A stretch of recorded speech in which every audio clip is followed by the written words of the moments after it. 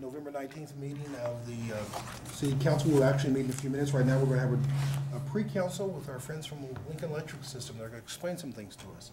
I'd like to say welcome. Thank and you. Please begin. I'm Kevin Wales, CEO of Lincoln Electric System, and this is Laura Kapuska, the Chief Financial Officer. We're here to give you all an update and kind of a briefing on the 2019 proposed budget. We really do appreciate you all taking the time to do this. We know it's tough to work these things in, and we couldn't really get the individual meetings because of schedules, so hopefully this is helpful. And again, we really do appreciate you taking the time to do it. Laura, take it away. Thank you. I think everybody has copies. If anybody in the audience wants a copy of the presentation, I do have extras, so they are available. Nancy, do you want one? Okay. Okay, so we'll start through the presentation, but as usual, stop me if you have any questions, and we can dive deeper on other items if you want. Thank you. Okay, so jumping in, we're going to start at the end of, which is the schedule, and as you can see, we're very near the end of our budget schedule. We actually start in late April each year. This is kind of once it becomes more public and taken to our committees. So you can see that we had a public meeting October 4th, had about 15 people show up. Then after consideration of comments, our board positively voted on both the budget and the rates on October 19th. And then we began reaching out to, during that time we've been having many different meetings. Any group that wanted to hear from us, we presented the budget. Now today was the first reading on the budget and brings us to this pre-council discussion. So. Just a little bit of background. When we develop the budget, as we start communicating it, we take all different kinds of communication channels to reach our customers, and then we have lots and lots of meetings. I was on drive time with Kobe. Kevin's had some impromptu meetings, we've had formal meetings, but we have lots and lots of presentations of this budget. I'm really glad when the last time I get to present it, because I don't even know how many times I present over the course of a couple months, but it's all in our part of transparency, so all for the good. Okay, if we look at the total budget, we're almost at $350 million. This is down about $16 million from last year. Most of the reduction is coming from our capital budget, and when we get to that section, I'll kind of point out on what's reduced. Key thing to know about the budget is it does not require a system-wide rate increase. So I'm communicating that first off to everyone. It does meet our financial metrics, does not require us to have a financing, and it does include rate restructuring for our residential and our heating service customers. And we'll go over a couple slides on that. And I even included a couple of slides that we used at our public meeting and with our customers, just to kind of show you how we communicated with them, and they really seem to grasp the concept better with some of these slides we used. Okay, so our capital budget, as I mentioned, that's down from last year. So this is down about $14 million from last year. The key projects that are there in the table are the key projects that have been in place also in 2018. Where we're seeing a significant reduction, though, in the capital is at our Laramie River Station. So that's a plant we have partial ownership for in Wyoming. And we've been talking for a number of years about some emission control equipment projects they've been doing that were very costly. That project is completed in 2019, and the amount of spending is significantly down in 2019. So that is a big chunk of the reduced spending. That project also came in much lower than we'd originally anticipated when we were doing those discussions with EPA. So almost probably a 30%. Right, yes. 30% of the original estimates, so it's very significant. The total costing then was $220 million, and it was $780 or something million at one point, so.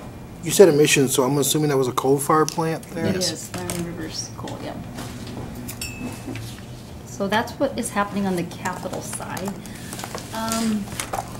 On the operating budget, this, as you can see on the bottom line, it's down about 1.4 million, but it's so pretty much what we'd say is flat year over year. But within that budget, there's some increases and there's some decreases that I wanted to highlight. So power costs is up $5.3 million. And the primary driver for that increase is expected additional generation of our plants. So if you remember, we generate based on when SPP, Southwest Power Pool, calls on us to generate, and then we sell it all into the market, and then we buy power for our customers from the market. So we're projecting to generate more in 2019, the flip side that you don't see when you just look at the operating budget is our revenues are also up, representing the revenue from the sale of that energy into the market, so. The good news is we generate about 40% more than we use in retail energy, which actually is kind of a good example of how competitive our resources are in the market. And then, of course, that revenue helps bring our costs down because that's an offset, so. Kind of a difficult budget to put together because there's a lot of factors that you're considering when you're trying to determine how much your plants will be called on to run, but they do believe we'll have higher generation next year.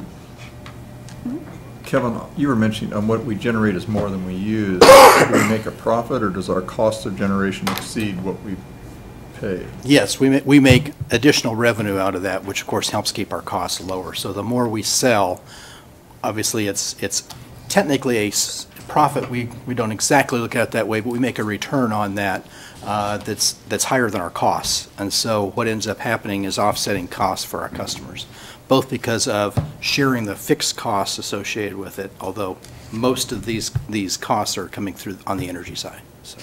So if you pay $1 to produce a kilowatt, you're selling it for like $1.05 then? Yeah, you can So, I look mean, at so it. it's You more can than your look at cost of it. Yes, production. it is more than our cost of production, which is why it's good for us to do that, and it offsets some of our other costs. So it's giving us more contribution to our fixed costs, which then means the rest of our customers don't have to cover all of that. So, in our operation and maintenance and administrative and general category, we have a little bit of a reduction there. Two key items leading to that. So as you all know, Allo has been in town and has been digging a lot. And so over the last couple years, our line locating costs have been up.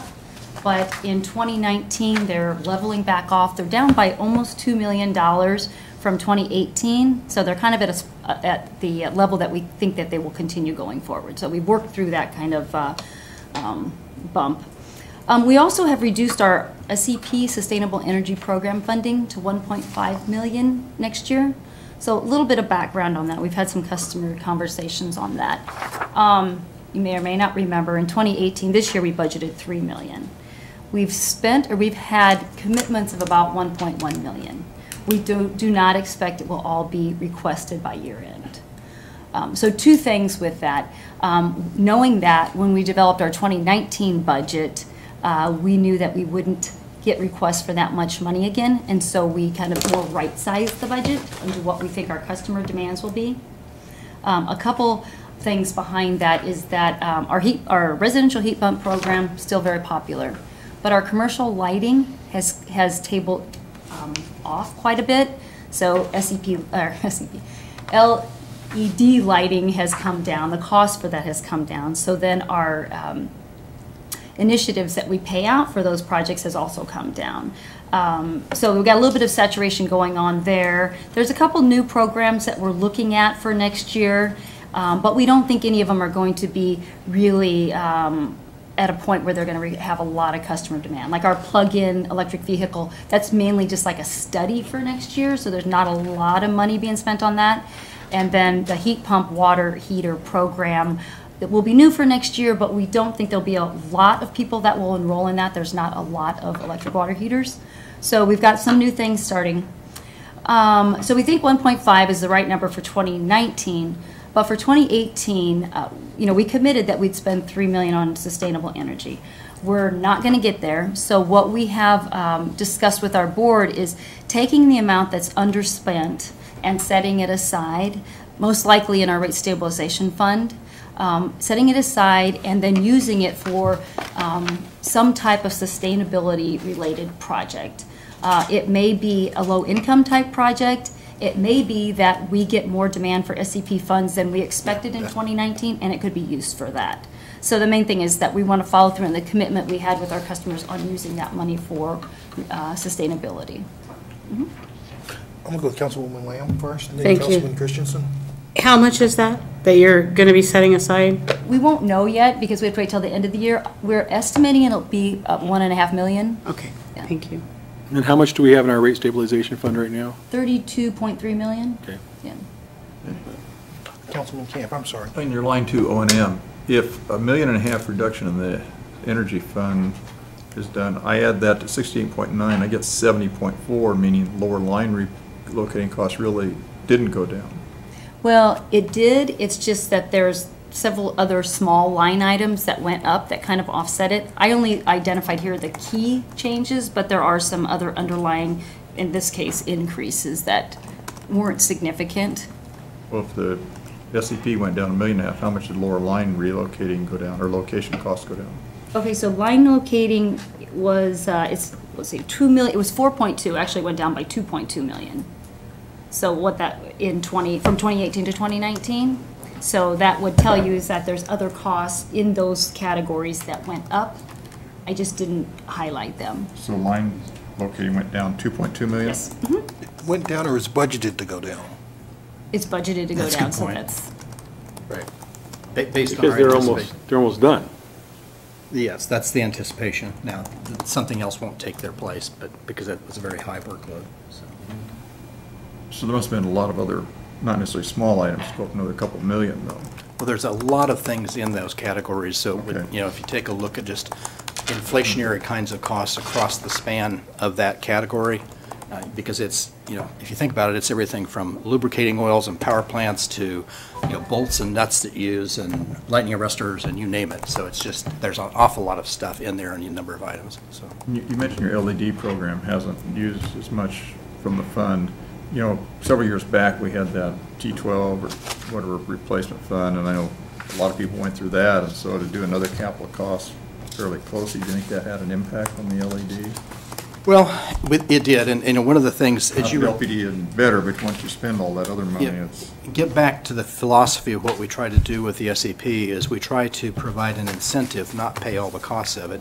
So we want to incent people to do something they would not have ordinarily do in their own business decision-making. So particularly with lighting, and that's a good point, you know, originally, as you recall, we backed off the lighting because we were trying to convert to T8s from T12s, and so. T8s, thank you. And so then what happened is, of course, LEDs came on, and first they were very expensive, and now they've dropped to a point where there's only a certain level of incentive you can provide because people are going to make that decision anyway because it's good for them because of how much energy they're saving. So we try not to spend money to do something people would do otherwise. That doesn't make sense. What does make sense is to do it where we try to incent people to do something they would not otherwise have done. And we do a continual process of kind of tuning these programs as we go forward to make sure we don't get behind the technology curve of what it costs. So that process is ongoing. We're not stopping, and we're continuing to look for opportunities that make sense and fit the benefit cost ratio of that, basically that plan overall, so it's good for all customers. You know, any one measure may not necessarily be good for all customers, but when you put them in aggregate, our test basically is to try to make sure that overall program then is not only benefits the people participating, but basically all of our customers. Thank you. okay, one other item in the operating budget are transmission costs. You can see that's down by quite a bit, 7.3 million from 2018, sorry. And that's really related to a payment that we're getting from the Southwest Power Pool. It's called a balance portfolio credit, that's what it's called. And we're getting that credit from 2018 to 2021, and it has to do, it's related to some projects that they did within the footprint that we didn't get the amount of benefit out of it that we should have compared to what we paid. There's a lot more technical of a reason behind that, but so we will get that payment for the next 5 years. It's a $5.7 million payment, so. We didn't expect it in 2018, so it wasn't included in our 2018 budget. We now know that it's started, that we will get it now for the next 4 years. Okay, so in summary, there's two resolutions. Yeah, Councilwoman. You said 2018 to 2021. Is it out further than 2021? 2022, sorry. 2022? Okay. Do that math right. Okay, so there's two resolutions that will eventually come in front of City Council, one for our budget, one for our rates. So we've kind of talked through the budget items. Included in that resolution is the adoption of our operating capital budget. Also, the ability for us to reimburse ourselves for capital expenditures. That's a IRS tax regulation that we have to have approval to be able to do that, or else we cannot do the type of financing we do where it's reimbursement financing. So that provision has to be in there. And then also provide us continued eminent domain, and that has to be approved annually again also. So those are the three things there. Okay, I know we've talked a lot in the past about when we set our rates, and we set the rates to each rate class, we try to be within plus or minus 5% to what it costs to serve that rate class. So this table here is showing that with a 0% rate increase, we're within that parameter for all the classes from 95% to 105%, so we're within there. Okay, now moving on to the rate side, no overall rate increase, but I mentioned that we are doing some continued restructuring of our electric rates. So this is where we're going to kind of get into a couple of the slides that we used with our customers that it seemed like it helped them to understand it better. So the issue is presented, I think, well on this slide. You can see that on the cost side, 78% of the costs that LES encounters each year are fixed. Regardless of how much energy we provide or generate, it's 78% of our costs are fixed. On the revenue side, only 29% of that revenue comes in on a fixed basis. So you can see the mismatch there that, and that's what's trying to be addressed with the rate restructuring, is trying to have more of the revenue be in a fixed format like our costs are incurred. Laura? On the, Sorry. so 78% is fixed. Where, on your cost side, where does the cost of energy come in? The cost for the fuel, or which part of the energy? I mean, are these fixed costs include fuel costs? Or this? Right, so these would be all of the cost that LES has. So on the cost side, the fixed things, the variable side would be like fuel when we're running the plants. But there's a lot on the fixed side of just like our debt service to, you know, to build the plants, payroll, what else were you thinking about? Oh, distribution system, to run our distribution system and our substations, maintaining all those, that's all on the fixed side of costs. But yet, when we talk about revenue, the only fixed revenue we get is through our customer charge and then through the facilities charge. For residential I customers. recognize that in your industry, there's a movement to get these fixed costs covered, so you separate that from the energy costs.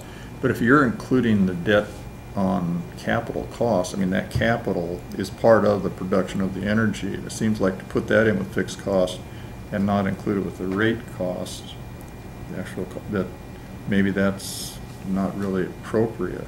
I mean, because part of the cost of generating electricity is that capital cost, and if you're Right. counting that as a fixed cost, not a variable.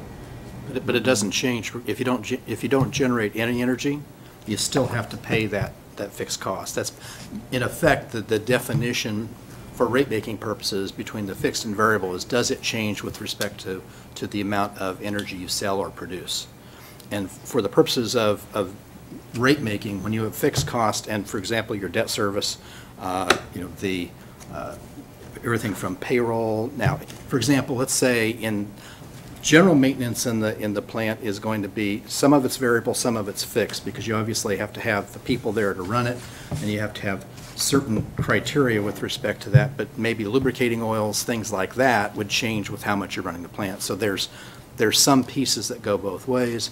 You're going to have, for example, the transformers, the distribution system all has to be there, so all the costs associated with, you know, your fixed costs associated with them as well. So it depends on, the definition really is one based on whether it changes with respect to sales and production or it doesn't. Yeah, I guess when we talk about other states having higher rates, is that their energy rates are higher, or does that include their fixed rates? It's all in. When we talk about the rates themselves that we're comparing, it's all the costs associated with it. Fixed and variable? That's correct. And the way and if this is a representation, we're talking about these, the way we have these rates, there are obviously different rates. The residential class has really very little fixed costs, as Laura just mentioned. On the other hand, our large power customers already are separated between basically those fixed and variable costs and the way those rates work, having a demand rate. Do you have a chart that we'll see that shows like the residential and commercial and those other categories of how much total dollar amount their fixed costs are? On the non-demand side, the customers that aren't demand metered, I do, like residential heating service, and general service. Oh, actually, no, general service isn't included in here because we're not proposing any change to them. I'm just thinking that, say you spend $1 billion a year on fixed cost, or, I mean, you've got that structure. Kevin was just mentioning that your commercial customers are taking more, they're paying a higher amount of that through their fixed costs. I'm just curious what the total dollars are though per residential, commercial. No, they're not paying a higher amount. They're actually, the rate structure for them is reflective of them paying fixed costs and variable costs separated out because they're demand metered. So you actually know how much, if you will, the fixed cost proportionate share they need for their rate class. And their energy charges are much lower than, for example, the residential class, which is aggregated. I do have that information in my bag. There's not going to be on a slide, Thank though. you. Thank So if you want, we can. I know show it you to have afterwards, everything. yeah.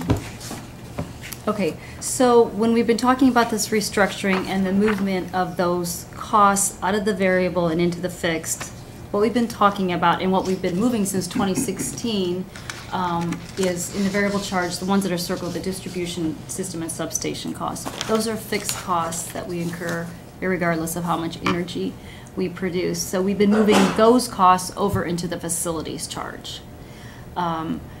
Now, in 2019, we'll actually be done moving those for the residential customers. So that's great. That's taken 4 years to get that moved over there. You can see in the energy charge, there's those two other items in blue. Our costs for maintaining our transmission lines and our generating plants also are fixed costs, but they are not being moved during this part of the restructuring, nor do we know when or if that would happen.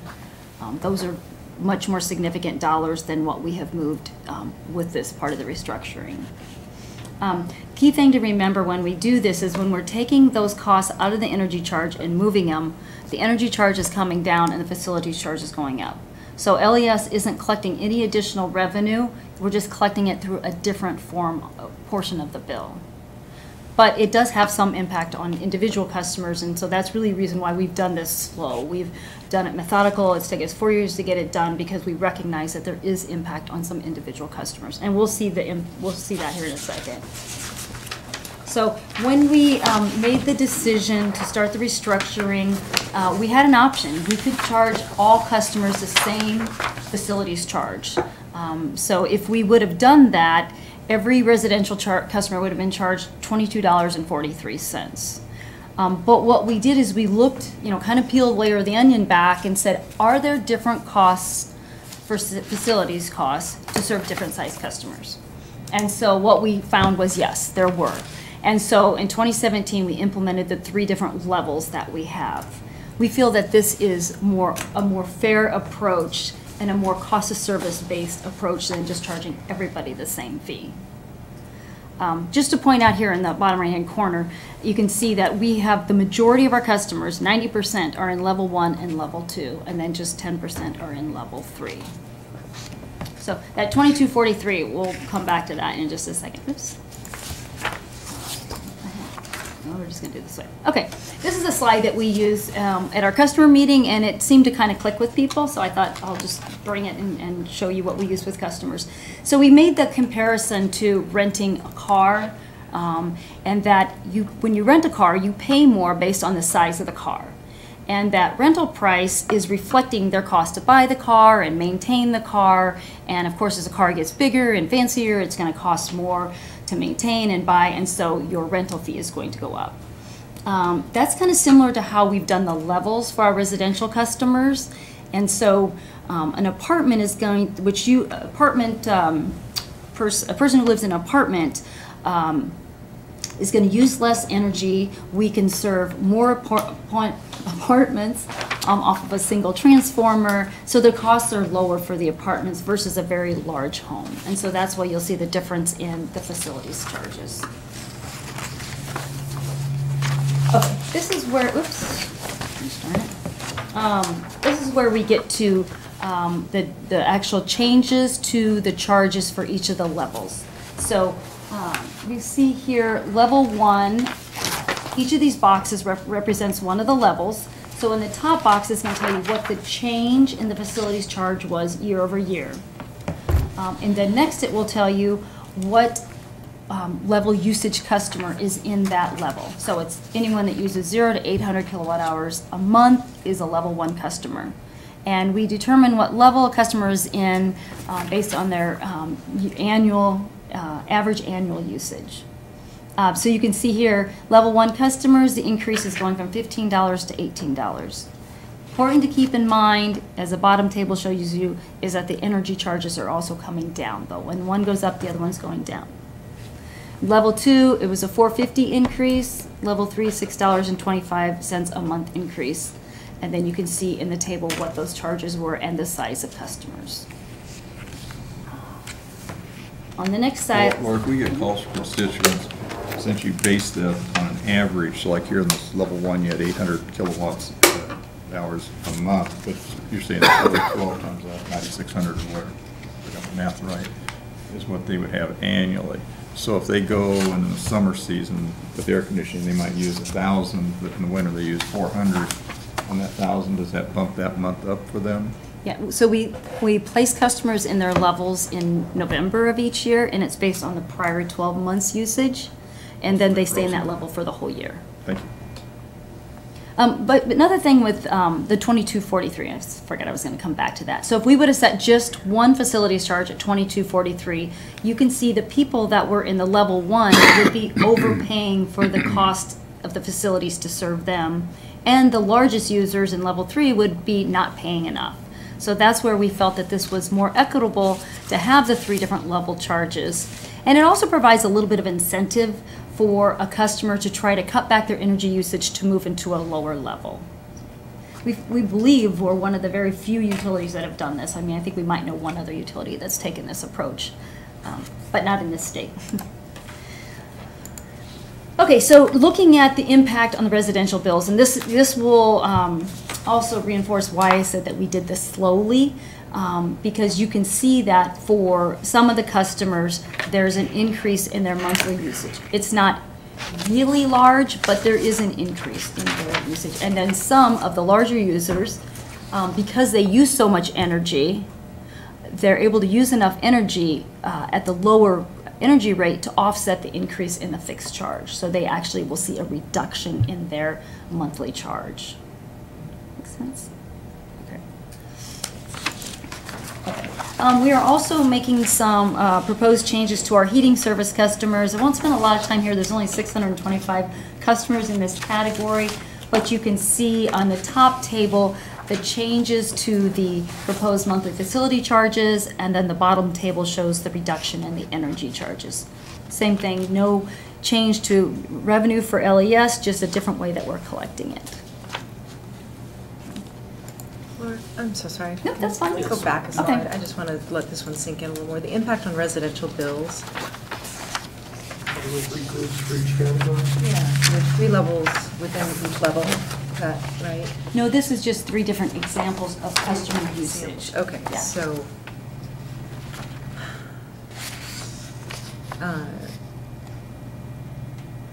Can you just elaborate on it for me a little bit? Yeah. Just trying to make sure I understand how it So works. let me, the one that's highlighted in blue, that's Yeah. about our average sized residential customer.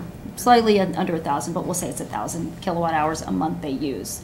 So if you would take and recalculate their bill and use the higher facilities charge, which is going to be $26. So the higher facilities charge and the lower energy charge in both winter and summer, then you, hang on a second here. That's when you would come up with estimated monthly change of 7 cents. Okay. So that's factoring in both the facilities charge going up and the energy charge going down. But if they use more, their costs go down, is that right? So this is just an average for 1 month, and most aren't going to have 1,000 every month. So right, in the summer, say they're using more energy than 1,000 kilowatt hours a month, their impact instead of 7 cents is would be less, because now their facilities charge is staying flat, but they're using more energy at a cheaper rate, because that rate went down, so they're able to offset that increase in the facilities charge, and their bill is probably down in the summertime. That makes sense. We talk about this all the time, but I know you guys want to hear about it like once a year. Like so, yeah. And what we've done for our customers, and we can do it for any of you also, is that, and you can do it online at les.com too. You can put in your account number and it will actually run for you. It'll tell you what level you're in, and then it will give you an average annual change in your bill. So you can see for yourself, for your own residence, what your expected change is, and then that would show you too what we've been sharing with our customers. What's the definition of a heating service facility versus, you said there are 300 and some clients? 625 customers in that class. What's that versus or not? So it's their primary source of heating is, shoot, I'm not going to remember the exact rules for the heating service, to be a heating service customer. What the primary. DEC is the biggest one. DECs. DEC is the biggest one, yeah. DECs. Yeah, DEC definitely. You've got some high schools in there with the heat pumps. But it's not, for example, if you just have a heat pump at your house, you don't qualify for that, or electric this is heating. commercial. Yes. Yeah. Thank you. Okay, so moving past that, so the street light rate change. This is the one rate that we're proposing to change in 2019. And I know you're all familiar with the LED conversion, so I don't have to go over that. But what we're proposing to do is, in 2019, is to increase the maintenance rate from $285 to $381 a month. And then, however, we believe that the overall bill for the city for street lighting will be reduced by about $360,000 because of the conversion of the streetlights to LED and the less energy that they use. So in our budget for 2019, we assumed 33% of the LED streetlights would be converted. Which I don't know how that's going to turn out, and I don't know if they'll be fully converted, but that was our best guess for 2019. Now, if more are converted, the savings obviously will be more, reflecting the amount of much less energy that those lights will use. We should point out that doesn't mean that 1/3 at the end of the year will be done. It means over that aggregate 12-month period, there'll be the equivalent of 1/3. So by the end of the year, it may be 2/3 of them are done, but of course at the beginning there's not many, so it's looking at that average. And we've been talking with John and Brandon quite a bit to just kind of stay in sync with the analysis that they did and what we're seeing, and as of this point right now, we're not really seeing any surprises versus what they had developed in their project plan. So. Councilwoman Lamb has a question. Thank you. I just want to make sure that I have all this right. So basically, we're going to be receiving, the LES will be receiving less from the energy usage of the lights, and so the maintenance charge is going up to replace that? No, the maintenance charge, let me get a little bit of background on the maintenance charge. So the way the maintenance charge was set historically was the lights that required more lamp usage, shorter lamp life, got a higher maintenance charge. Okay. And those that had a really long lamp life got a lower maintenance cost. Okay. So, but we have one pot of maintenance costs that we have to collect. So as we move to LED lights, if we don't change that maintenance rate and increase it, we won't collect enough to cover the maintenance costs. So, we have the set amount of maintenance costs that we need to collect, and so we're just projecting how many of the LEDs will be implemented, and then calculating how much does that maintenance cost have to be, so that in total we collect enough to cover all the maintenance costs. Does that not make sense?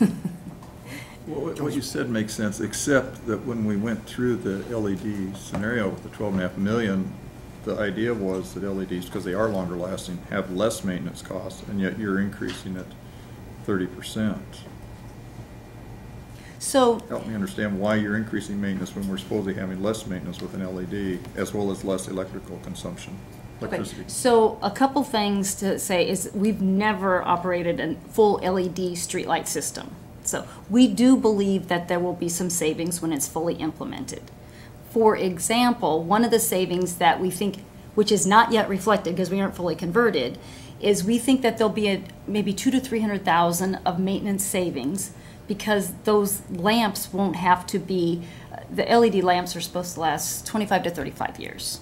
And so when they get changed, it's going to be a capital cost, which is, it's not going to happen that often, but it's going to be billed as capital and not as maintenance. Today, when we change out lamps, that's a maintenance cost. So we do expect to see that maintenance cost will come down. And we did a calculation recently, to confirm that the maintenance rate that was used in the original study, on the payback study, we still believe that that is obtainable once it's fully converted.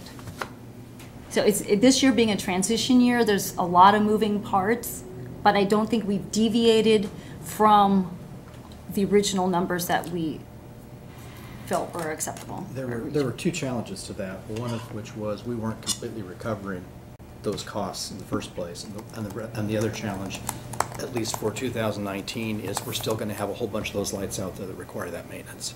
And that's basically where that comes from. But nearly $1 increase, that's 30% increase. And yeah, if you're assuming an average of a year's use of 1/3 will be LEDs, that this Well, the doesn't make lights that sense.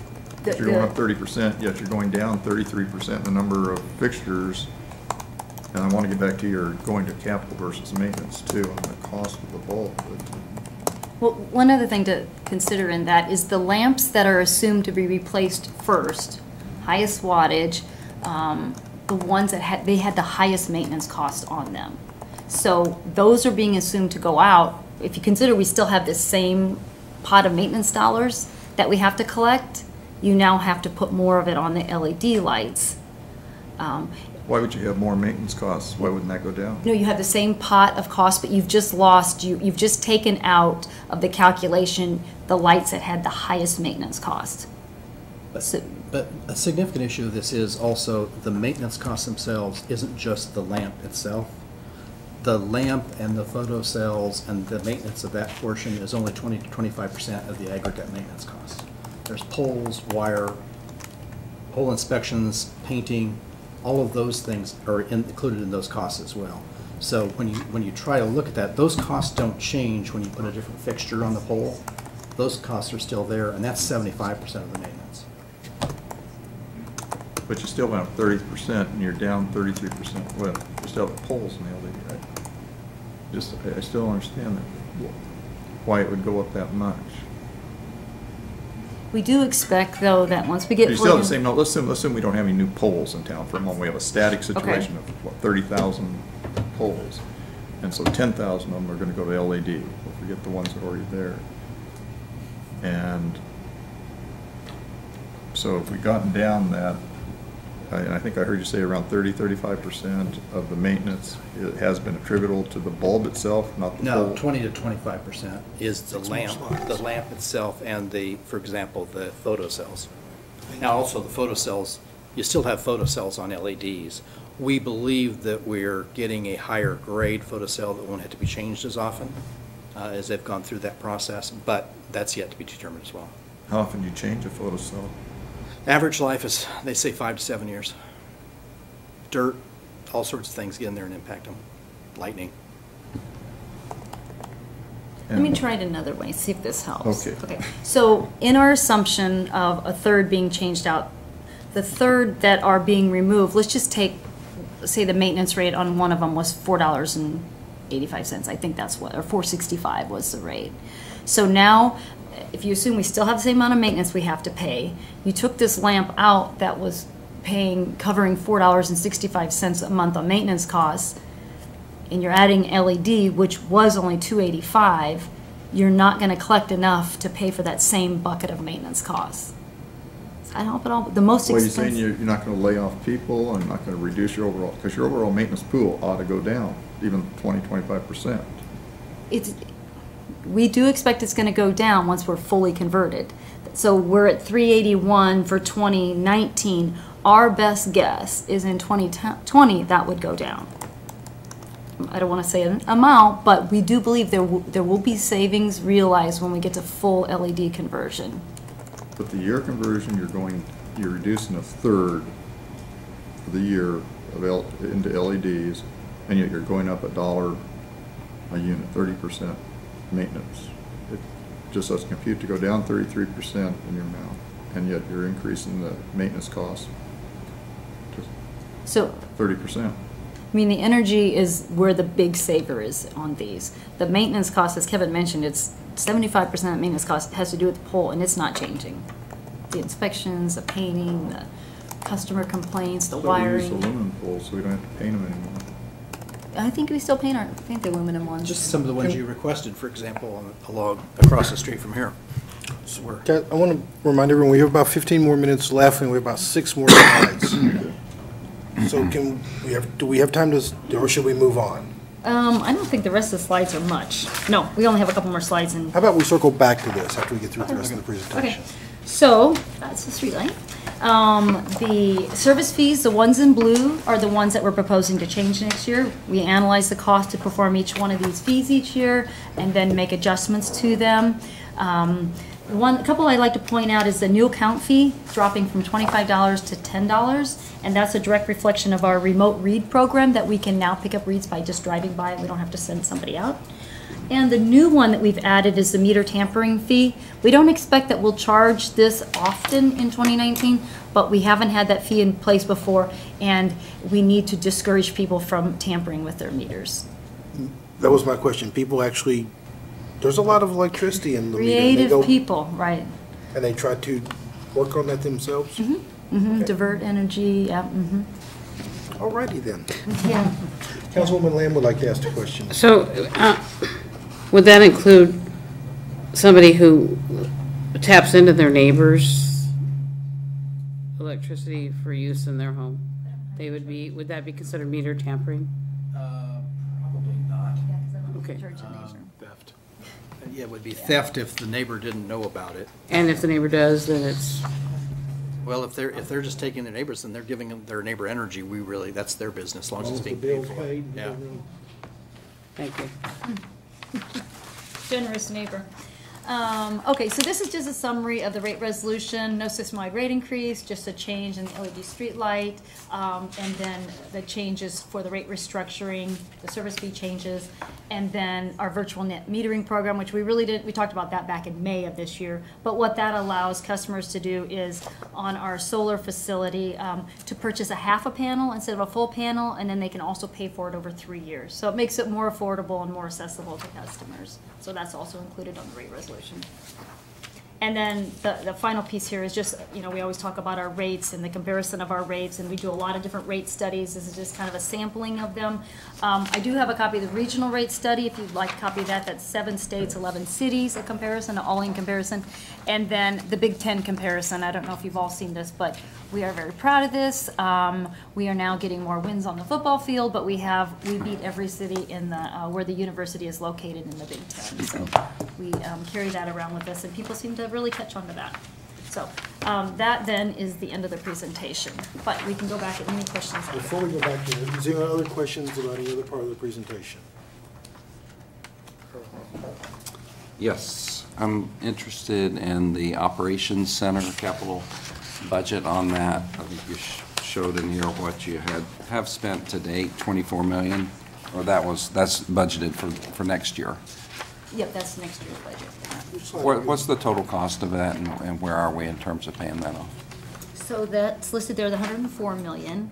That Sorry, is would you share which slide you're on? oh, slide 5. 5? Yeah. Thank you. That's the projected cost. So phase 1 will be finished, well, it's just about finished now. So our crews will be moving out there, and then 2021 is when phase 2, and those of us from downtown will move out there. But 104 million is still the sticking price for the facility, all in. Is that being paid for through rates, or is that a bond, or both? We do, usually when we do, well, because this is such a large capital project, we'll tend to bond finance for that. So we don't have a financing out there that's tied exactly to this because we do reimbursement financing, I guess, kind of. But anyway, a lot of this would be paid for with bond financing. How much of that is DEC, or is that totally on top of it? That's totally different, That's separate. separate, yeah, yep. What was the DEC total again? I should remember. I think it's about 14, I think. Other questions from the council? Can we go back to what we talked about? No. Well,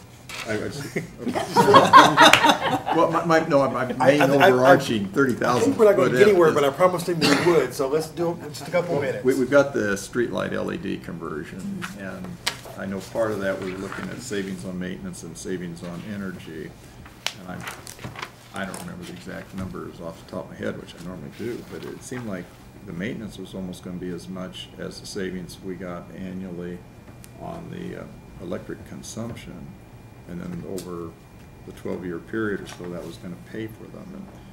And I think part of it is the increment of time we're looking at, because obviously, we're looking at the next year. Sure. Over time, when you look at the LEDs, presuming that they meet the expectation of having a 25 to 30-year life, then that means that during that period, you're not going to have to change the bulbs. You may have to change photocells, you're not going to have to change lamps, and you're not going to have to change the fixture. So, and the reason I say that is because you can't change the LED lights out the way the current fixtures are designed. They're an integral part. So if it did go out, you'd have to change the entire fixture itself, the luminaire of the head, that's up there. So with that being said, presumably, if all of that works out, then we won't have those costs. But we've got costs that we have to recover now until we get through that process, and we'll know a lot more because we do this based on our cost of doing it. Now, as we said, we have not totally recovered all of our costs for cost of service in the past.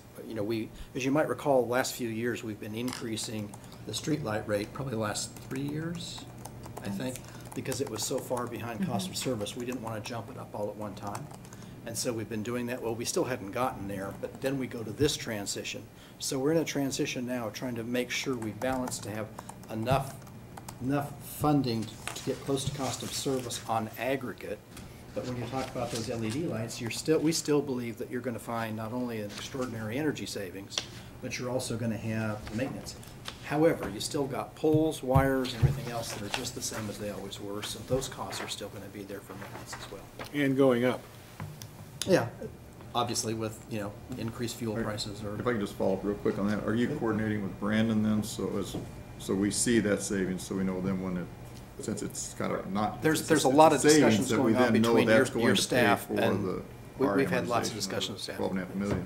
Yeah, we've met with Brandon and John several times on that, and that's what I was trying to say, is that we don't see any surprises in what we've been, in this budget and what we're projecting for next year compared to what was done in the original analysis. So we still think that that's kind of doable, that's, we're not seeing any surprises, so. I'm gonna move to my right, Councilwoman. Oh, that's fine. Thank you. I'm Yeah, done. and then I've got, Well, just, you mentioned the assumptions of Brandon. Brandon, can you come forward and just talk to us about whether or not this has an impact on the financing and the payback that were projected and brought to us? that was my question, thank you very much. I warmed up. Thank you. Well, I think like they mentioned, this is really a transition year. So really, I think the most important rate moving forward will be next year's rate and what that will be. So, we do have a budget for the current year. They've provided us some estimates based on that 33% conversion, and there's somewhere between $600,000 and $700,000 in savings built in from their estimates with 33% conversion compared to the current year budget. So we know that there are going to be savings captured, but like I said, it's really a transition year, and we have to get really to that next year to see what the rates are going to be. How do you divide the 600,000 between electricity and the maintenance? The savings, I can't tell you off the top of my head how much of that bill is energy versus maintenance. Well, and also we're on a calendar year and you're On a not, fiscal and year, so yeah. the numbers I'm quoting are on our calendar year. Yeah. But if you're going up $1 a unit on maintenance, 30%, then really that 600,000 savings has to be more than that from energy, since maintenance is going up, not down. Well, John, if you look at just their proposed service fee charges, I see $55 an hour for employee on Which page are you on? page 18. It goes up to $80 an hour. I mean, they're not doing that with capricious intent, I'm sure. Those represents real increases in costs. So they have, so that's just one example of where other maintenance costs are gonna, Which line are you on? oh, let's see. 18, mislabeled meter sockets and crosswiring administration fee, $55 to $80. Yeah, but how many, There's- that's probably not that's that just- many a year. is No, it? no, but my point is, employment, costs of employees is going up. I would be shocked if it weren't going up by at least $1 an hour, especially with our market for labor right now. That's just one of their fixed costs that's gonna be going up. I'm go, just working, yeah, I'm go a little bit different. Kevin, you mentioned earlier that the maintenance cost rates weren't keeping up with the maintenance costs before we decided to talk about LEDs. Right. Can you give us a number if we hadn't gone to LEDs, how much the maintenance cost would have gone up? If we would not have done the conversion, Yes. The costs were going up to keep up with, we were right. doing more maintenance than we were actually collecting money to do, or the cost of maintenance was higher than we were budgeting. So it would have continued to go up to catch up with, to try to make up that shortfall. we were without the change and with the 2019 budget, we were we were probably close enough within that band that we might not have had to change the maintenance rate if you did not change the mix of lamps you had out there. I'd have to look Future over you my would've. shoulder to see if Yeah. that's right. It was gonna happen. Right. Are there other questions from the council? Well- Councilman Rich. Yeah, I mean, is it like the water bill, where people are conserving their water, and so our water system's taking less revenue in on water? Is this the same kind of thing, where with these, Residential LEDs? yeah, with the LEDs, then there's less? That's actually probably a better analogy to a discussion about moving the fixed and variable costs. Okay. That is exactly the kind of issue you're trying to address, is to make sure you're recovering that. That's not necessarily the same with respect to how we're looking at Okay. lights. The real issue on the lights, there's a lot of things we don't know yet. We can guess, Yeah. and we're trying to do that, but we're also trying to find the best way to do that, to not under or over recover the cost during the transition period.